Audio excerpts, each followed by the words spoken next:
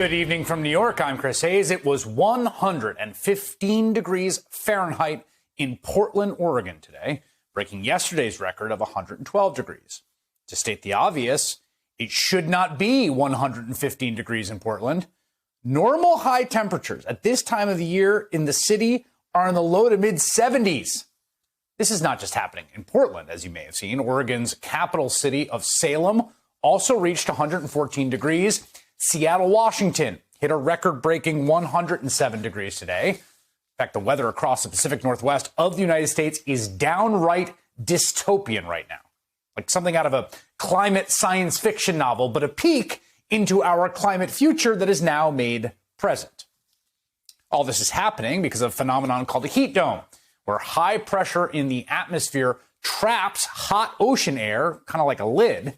Heat domes are not uncommon in the summer. They account for heat waves, but this one is incredibly intense and vast, the kind of extreme weather event that climate change is making more and more common.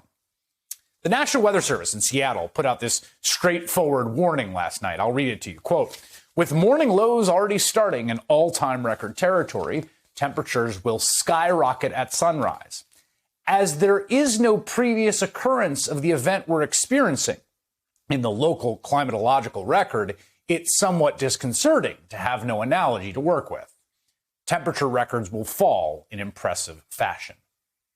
No analogy for this in the entire climatological record. You know, the National Weather Service is an incredible part of our government, right? Staffed by civil servants, local branches known as weather forecast offices nationwide.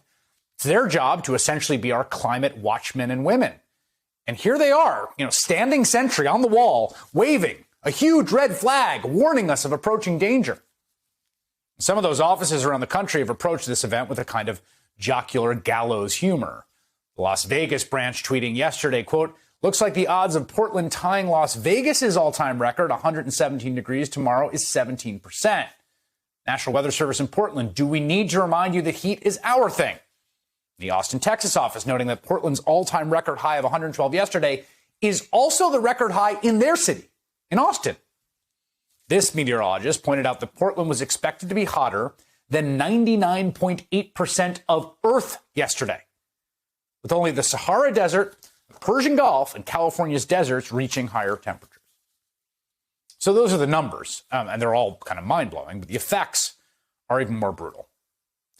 Put simply, humans cannot function very well in this kind of heat. We have not evolved to deal with 112 degrees. The Pacific Northwest, where summers are usually pretty temperate and many people do not have air conditioning, well, it sure as heck is not designed for it. You didn't have to go far in Portland to find people impacted by this record-breaking heat. We met Wendy checking into the Crystal Hotel downtown. I am here because we don't have air conditioning and it's so hot and we wanted to give our dog a chance to cool off. She said paying for a two-night stay was way less costly than buying an AC unit. These are the lines to check in at the DoubleTree near SeaTac on Saturday. And a search for a hotel in Seattle this weekend through Monday shows room after room sold out. On that same block, Zeus Cafe also had to close early. Mainly for the safety of my staff, so we want to make sure that we only have minimal equipment running. Lots of other places had to close too. The Oregon Zoo shut down at 12:30 Sunday because it's too hot for the animals and customers. It'll close early Monday too. TriMet has suspended all MAX services until tomorrow morning because of the heat. We also know that the Portland streetcar is going to be out of commission until Tuesday as well. You can see this picture, how the cable melted from the record-breaking heat we had on Sunday and will continue to have today. So in the midst of all this, everything's shutting down left and right? Remember, we're just 25 days from the start of the already postponed Tokyo Olympics. They're happening in 2021. And it just so happens the University of Oregon in Eugene just hosted outdoor Olympic trials yesterday. These final competitions were held to determine which athletes will represent the United States in the track and field events. Temperatures in Eugene were well over 100 degrees when an athlete in the heptathlon competition fainted just before the javelin throw. She had to be wheeled off the field. The trials were delayed by 5 hours, resuming only after the worst of the afternoon heat had passed. Again, the human body is just not designed for any kind of exertion at these temperatures. Even elite Olympic level athletes cannot do it. It doesn't work. And more of the world will be catapulted into that red zone of physiological danger day by day, week by week, year by year. Okay? So that is one story from this weekend. And the other big story that was playing out in Washington, D.C., which you may have followed, may have seen some news about, is the bipartisan infrastructure deal. Remember, it was negotiated by a group of moderate Republicans, so-called, and Democrats. And the bipartisan bill is smaller considerably than what Joe Biden initially proposed.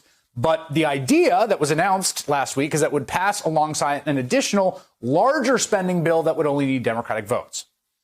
Republican leadership is now coming out in staunch opposition to precisely that plan. Senate Minority Leader Mitch McConnell pushing back, claiming Democrats want to hold a bipartisan bill hostage over a separate and partisan process. Now, this may seem like the normal thrust and parry of legislative compromise, but let's remember the issue at the center of this entire thing, this whole debate, is that President Biden's original infrastructure proposal included more than $300 billion in climate-specific investments. That has now all been pulled out of the bipartisan deal and moved into the additional bill the Democrats would pass by reconciliation. Think about this. We are talking about a bipartisan infrastructure bill for 21st century America. What do you think are the most pressing infrastructure questions we face? The way we generate energy, the way we use energy, and the way we harden ourselves against climate disaster so that, I don't know, streetcar cables don't melt. Those are the things at the center of infrastructure. And as investigators sift through what happened at that building that collapsed in Miami last week, right, that catastrophic failure is actually a reminder of our incredible civilizational achievements through technology and regulation and laws and bureaucracy and inspections, right? We have built this impressive structures that almost never fall down. That's the norm we are accustomed to in the built environment. And this disaster warns us of the catastrophe that looms if that starts to go away. And we are now entering an era in which the pressures on every built structure will be increased by the driving story of the century, the warming planet. So think of the utter madness of surveying this world we live in and thinking about what kind of infrastructure the federal government should invest in, should build, develop, invest, and deciding, you know what, let's get rid of the climate stuff. That's what the Republicans and the Democrats who cut the deal did. And the question now is, will Democrats actually be able to pass another bill that includes the climate stuff? Because if they do not, then none of it's worth doing. There is no distinction between an infrastructure bill and a climate bill. They're the same thing. Just go ask the people of Portland.